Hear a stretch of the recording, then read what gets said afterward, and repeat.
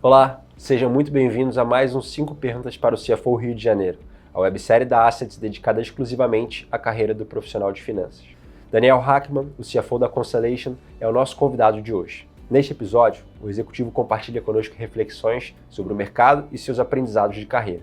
Acompanhe. Eu comecei minha carreira bem tradicional no modelo de auditoria, né? Eu comecei na Deloitte e muito jovem. E a grande verdade, quando eu entrei na Deloitte para fazer auditoria, eu nem sabia o que era auditoria. Foi aquele negócio de começar realmente um primeiro trainee, e aqueles programas eram muito grandes. Eu lembro na minha época, todo o marketing que existia na faculdade de administração, contabilidade, eu fazia administração e entrei com isso na Deloitte, o que para mim foi uma super escola. Foi um lugar que eu realmente acabei aprendendo o que era auditoria, todos os fundamentos de contabilidade e mais que isso, né? O desafio de ser auditor, sempre trabalhando contra a deadline, sempre sendo desafiado em projetos ultra desafiadores. Então, para mim foi uma escola e tanto. E dali para frente foi muito uma questão que eu tinha na cabeça, se eu queria ou não continuar aquela carreira tradicional e promoção anual e vislumbrar ser sócio de auditoria.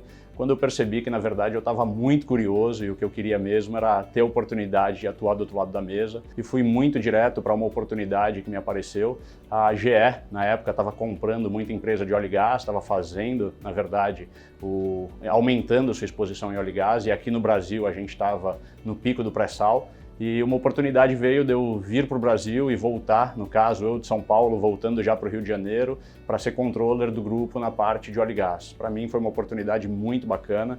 Eu entrei nesse mundo de óleo e gás e estou nesse mundo até hoje, né? Acabei me especializando em energia, óleo e gás. Fui para fora e acabei entrando como Divisional CFO lá fora em Houston e fiz também toda a parte de integração M&A quando a GE estava fazendo o spin-off de óleo e gás, criando uma empresa independente com a Baker Hughes, a gente acabou fazendo também toda a integração lá. Então isso para mim foi fantástico. Voltei para o Brasil na época para ser CFO do grupo aqui na América Latina e depois, mais tarde, com a pandemia tudo, voltei para uma posição global. Foi aí que, no meio de tantas viagens, acabei conhecendo também um pouco de Constellation e tive a oportunidade, que era algo que eu também estava buscando, de ficar mais pelo Rio de Janeiro, ficar mais por aqui, de voltar então e tive essa oportunidade com a Constellation.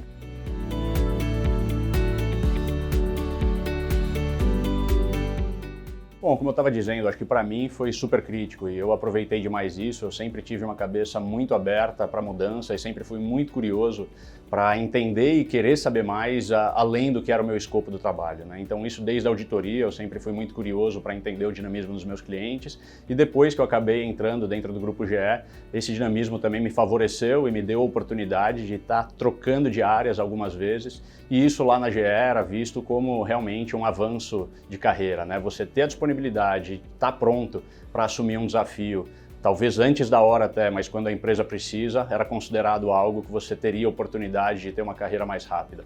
Para mim não foi uma questão de agilidade de carreira, mas foi uma questão de fato, conseguir viver assim um pouco mais rápido experiências que talvez em outros lugares poderiam ter demorado mais, e com isso eu consegui botar assim um leque de conhecimento muito maior que eu teria se não tivesse estado aberto a essas oportunidades, tanto de posições diferentes quanto na parte geográfica, né? Você conseguir sair de São Paulo, vir ao Rio de Janeiro, depois de Rio de Janeiro, ter oportunidade de se abrir para Estados Unidos, depois Londres, foi para mim realmente uma oportunidade única e que trouxe todo esse conhecimento e experiência que eu trago na bagagem para todo dia a dia.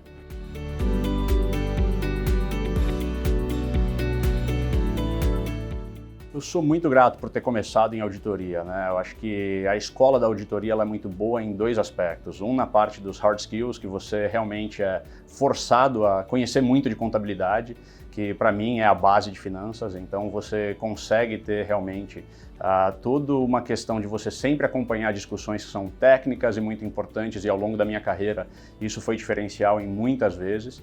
E o outro lado é muito do lado de soft skills, né? De você conseguir ter a experiência de trabalhar com múltiplos times, múltiplos líderes, múltiplos clientes e os clientes muitas vezes em múltiplos níveis também. Então você atuar desde o analista até o CFO, tendo que entrevistar e auditar, você consegue entender o dinamismo de uma companhia e até mesmo de carreira dos executivos que ali estão de uma maneira única e muito rápido. E tudo isso trabalhando com deadlines super curtos. Então tem essa questão da flexibilidade, do dinamismo, da resiliência. E isso resume muito finanças, né? Quando você para aplicar isso no dia a dia e você está do outro lado da mesa depois, você vê que tendo tido essa experiência, as coisas acabam que você consegue planejar e executar, eu acho que de uma maneira muito mais tranquila.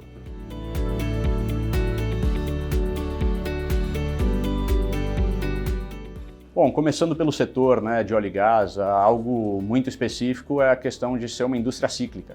E eu, no meu caso, na minha geração, a gente pegou múltiplas crises, né? Então, o cíclico, de fato, foram ciclos rápidos e em que a gente viveu aqui no Brasil, então no caso de óleo e gás, desde o pico do pré-sal até muito rápido depois a gente vê já o porão junto ao Lava Jato, né? Então, a gente teve aí esses ciclos acontecendo de maneira muito rápida, o que traz também uma necessidade de ser muito flexível, muito dinâmico e, mais importante de tudo, muito resiliente. E essa resiliência vem no aspecto pessoal, que você aplica na profissão, mas o mais importante também, e aí falando das companhias, é a questão de você ter balanço sólido, de você preparar a companhia durante os ciclos positivos e investir nela para ela ter os sistemas e operações necessárias, toda a base muito sólida, porque ela tem que estar pronta para enfrentar desafios e enfrentar crises. Essa é uma verdade no nosso segmento e a gente passou por elas aí nos últimos anos de maneira bem rápida. Então, o segredo é realmente esse, é como que você consegue estar preparando a companhia enquanto você tem tempo dentro de um ciclo positivo para ela ser resiliente e conseguir sobreviver e superar os ciclos negativos.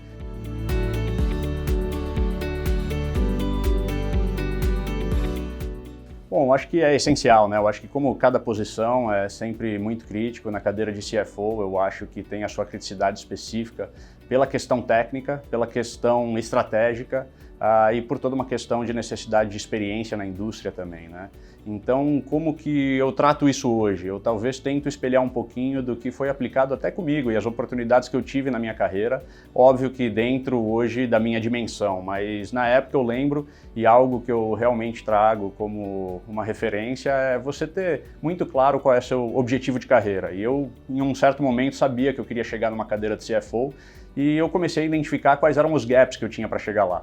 Então, com isso, ter feedback, ter relações interpessoais onde você consiga identificar quem são as pessoas que vão te ajudar a enxergar os gaps que você tem e como construir para você ir fechando esses gaps e conseguir aí se aprofundando neles para você estar mais preparado possível quando a oportunidade aparecer, para mim é essencial. E eu tento aplicar isso mesmo hoje dentro, quando a gente pensa em sucessão da minha cadeira, é como preparar as pessoas e como dar o feedback para aquelas que são high performers e que têm o potencial para um dia estar lá e como ajudar elas a entenderem então quais são os gaps. E muitas vezes eu me baseio um pouco de novo na minha carreira, que é você estar fazendo promoções muitas vezes horizontais e dando oportunidade para pessoas que são high performers, que entendam outras áreas de finanças e que atuem em outras atuações que elas não tinham feito antes para, de fato, ampliar esse leque, ter mais conhecimento e, no momento certo, estarem prontas para eventualmente atingir a cadeira de CFO.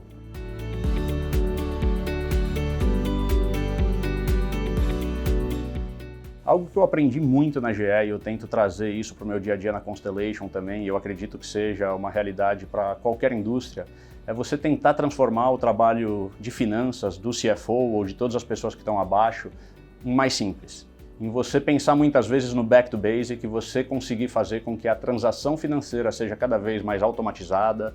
Então, como você utilizar o melhor da tecnologia para você conseguir ter dados de maneira fácil, que no passado era a parte difícil de finanças, né? Então era muito de como que você consegue ser o especialista em tirar aqueles dados que ninguém tem acesso e ser dono do arcabouço financeiro.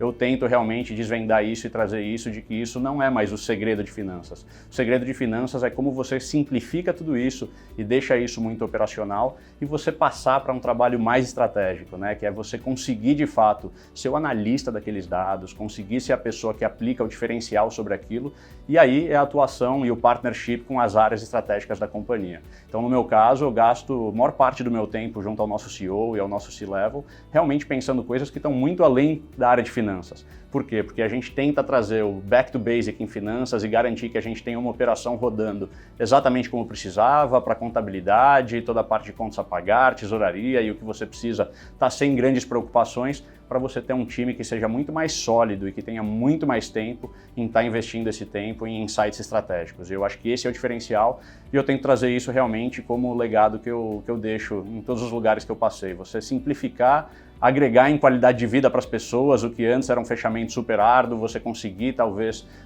transitar aquilo para ser algo mais simples, você tem o payback em muito mais dedicação naquilo que vai fazer a diferença para o time e para a companhia, que é o lado estratégico. É uma frase do Steve Prefontaine, que é um corredor americano que morreu muito jovem. A frase dele, na verdade, é "To give anything less than your best is to waste your gift". Traduzindo, é dar menos do que o seu melhor, é desperdiçar o seu talento. E eu trago isso, na verdade, hoje eu estou apaixonado por corrida, é meu hobby, é minha terapia e é o que faz eu ter a válvula de escape para o trabalho. E ele, para mim, é uma inspiração na corrida.